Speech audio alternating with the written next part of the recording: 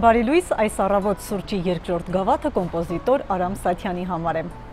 Բարի լույս, պարոն Սաթյան, շնորհակալություն միասին սրճելու հրավերը ընդունելու համար։ Որ ժամին եք արթնանում եւ ինչպես, եւ ինչ եք հասցնում անել նախքան տանից դուրս գալը։ Նայած, եթե գիշերը ուշ մինչև համարյա առավոտ նստում եմ, բնականը մի քիչ ուշ եմ զարթնում, բայց նախընտրում եմ շուտ զարթնել, որովհետեւ իմ առավոտվա ուրեմն ծրագրերը այնպիսին են, որ եւ սուրճ խմելու process-ը բավականին երկար է, արարողություն, այո։ Ես նախ ամեն առավոտ խմում եմ լուծվող սուրճ։ Թեև ասում են այդքան օգտակար չէ։ Սովորություն է, արդեն չեմ կարող ասել, երևի 3 տասնյակ տարիներ ես նույն բանն եմ անում, դեռևս նենց բան չկա։ Բնորոշ չկա։ Բողոքներ չունեք։ Բայց կա թող անպայման։ Եվ մինչև այդ մի քթավ մեղր։ Սիրում եք առավոտը վայելել, սուրճով։ Եվ հերոստատեսություններ միացնում եմ, Եվրոնյուս եմ նայում, հիմնականում տեսնեմ աշխարհում ինչ է կատարվել։ Հայերին ոնց են վերաբերվում դրսում։ Եվ անցնում եմ գործերի։ Եթե ժամանակ է մնում մինչև աշխատանքը գնալը, անպայման նստում եմ մի քիչ աշխատում եմ, որովհետև այն ինչ որ երեկոյան անում ես, առավոտը պետք է ստուգել։ Հաճախ է պատահում, որ ուշ եք քնում, ուշ զարթնում, ասում են դա արվեստագետներին հատուկ է։ Այո, բավականին հաճախ։ Լինում է մինչև 4-ը, 5-ը, ընդհանրապես 5-ից չեմ ուզում անցնել, որովհետև առավոտը ոնց է լինի 8-ին 9-ին ամենաուշը պետք է զարթնել։ Դե տեսեք, իմ մոտ համարյա ամեն օր պարտադիր այսպիսի բան կա, որ պետք է գնամ համերգի, որտեղ հրավիրում են կամ ինչ-որ կարևոր համերգ է։ Լինում է օրը 3-4 համերգ, դե ոնց գնաս միևնույն ժամանակ 3-4 համերգ։ Ինչպես եք որոշում, որ մեկին գնալ։ Մի բաժին մի համերգ եմ, մյուս բաժինը երկրորդ համերգ եմ։ Իսկ պատահում է, որ այդ զբաղվածության մեջ ինչ-որ շատ կարևոր բան մոռանում եք։ Երբ Վերջինը կհիշեք։ Մեր մոտ 3 շաբթի վարչություն է եւ մեր միության անդամներից մեկը ստացել է ոսկե մեդալ նախարարության։ Ես օրվա մեջ պետք է զանգ տայի, ասեի արդյոք հնարավոր է այդ օրը որ այդ մեդալը տան, ու հիշեցի, որ օրվա մեջ չհասցրեցի, որտեղ շատ խտացված էր գրաֆիկը։ Եվ ժամը 9:10-ին նոր զանգ տվեցի, այն ինչ որ մոռացել էի, արեցինք։ Ներողությամբ պարտադիր։ Այո, ես եթե մեկին խոսք եմ տալի, ես իմ խոստումը միշտ կատարում եմ։ Աշխատավայրում բնականաբար լինում են նաև անախորժություններ, անհարթ շփումներ, կամ ինչ-որ մի բան են արել ձեր գործընկերները, որը ձեզ նեղացնում է, վշտացնում է։ Ինչպես եք որպես կանոն արձագանքում եւ հետո հաղթահարում։ Գիտեք, ես մարդկանց ընդունում եմ այնպիսին, ինչպիսին իրանք կան, որովհետև դա ստեղծագործական, կոմպոզիտորների միությունը ստեղծագործական միջավայր է, կազմակերպություն է եւ ամեն մեկը ինդիվիդ է, այսինքն իր բնավորությունով, իր մտածելակերպով եւ չհարգել այդ մարդուն հնարավոր չի, պետք է ընդհակառակը հարգանքով եւ մեծ սիրով վերաբերվել, որովհետև բացի նայից, որ մենք կոլեգաներ ենք, շատ անգամ մենք ընկերներ ենք, շատերի համար անհասկանալի է տարիքային այդ կոմպոզիտորական կապը եւ այլն, ես ասեմ, որ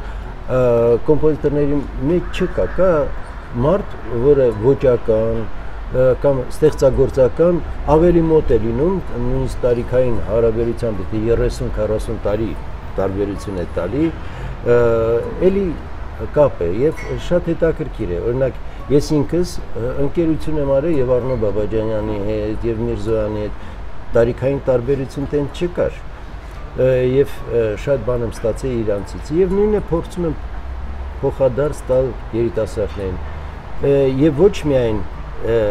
իրանցից է սովորում, նրանք էլ են քեզանից բաներ վերցնում, որտեղ ստեղծագործ մարդը երբեք չի կարող կանգնել նրան ինչին հասել է, նա ընդհանուր ուզում է կատարելագործվել եւ այլն։ Ես հիշում եմ 6 պատկերները Բաբաջանյանի, որ ինքը գրեց, այն ժամանակ ես շատ էի տարված այդ սերիալ տեխնիկա երաժշտության մեջ տենց ասում են։ Բնական է մենք շփվում ենք, խոսում ենք դրա մասին եւ պատկերները գրեթե մեր շփումից հետո ես շատ ուրախ եմ, որ այդպեսի անջարեղ գործ ծնվեց շնորհիվ մեր շփումի։ Զբաղվածության պատճառով ասացիք օրվա մեջ հնարավոր է մի քանի համերգ լինի եւ դուք չիմանաք քանի կես լինեք, որպեսզի հասցնեք մասնակցել բոլորին, ինչպես է ժամանակ գտնում ընտանիքի, հարազատների, ընկերների համար, թեև ասացիք նաև որ ձեր զավակները երկրում չեն, հետեւապես նաև թոռները ցավը։ Այո։ Բայց ամեն դեպքում նրանց էլ թեկուզ չգիտեմ, տեսակապով պետք է ժամանակ հատկացնենք։ Անպայման տեսակապով ենք, մենք հաճախ խոսում, գոնե 2 օրը 1, 3 օրը 1 ուրախանում ենք, կամ շատ անգամ ես եմ գնում կամ իրանք են գալիս, հենց որ կարոտը առնում այդպես, իսկ ընկերները միշտ ունեն իր տեղը, մաքսիմալ պետք է ուշադիր լինել։ Գիտեք ինչ է, նշանակություն չունի որտեղ ես, ինչ ես աշխատում, ինչ զբաղվածություն ունես, եթե ընկերոջ նկատմամբ դու անուշադիր ես, դա էլի քո մեղք է, դու պետք է գտնես քո ընկերոջ, բարեկամների, հարազատների համար միշտ ժամանակ։ Դա շատ դժվար է։ Շնչելու րոպե չունեք եւ ձեր ընկերը ձեր օգնության կարիք ունի։ Մի հատ հեռախոսազանգ պետք է անել։ Ընդհանրապես մարդիկ կարոտ են ուշադրությանը։ Մենք շատ անգամ մոռանալով, որ յուրաքանչյուր մարդ պահանջում է դեպի իր անձը ուշադրություն, մենք անտեսում ենք, իսկ դա այդ մարդու համար շատ կարող է, այդ զանգը շատ կարևոր լինի եւ կարող է որոշիչ լինի որոշ հարցերում, որտեղ այդ ժամանակ այդ մարդը կարող է կամ խորհրդի կամ իրոք հանդիպման կամ պարզապես ուղղակի ձեր մի քանի խոսքի կարիք ունի։ Այո։ Եվ վերջին հարցը կխնդրեմ ինքներդ ընտրեք։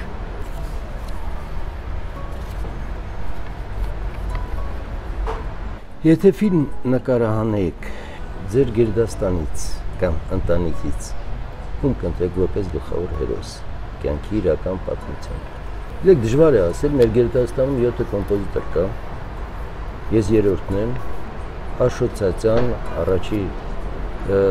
մեր գերդաստանում կոմպոզիտորը, որի շատ երգերը հանրածանոթ են, հանրաճանաչ են, Ես իմ անուշ Հայաստանի, Մարտիկի երգը, նրանից հետո գալիս է իմ հայրս, Արամ Սաթունցը,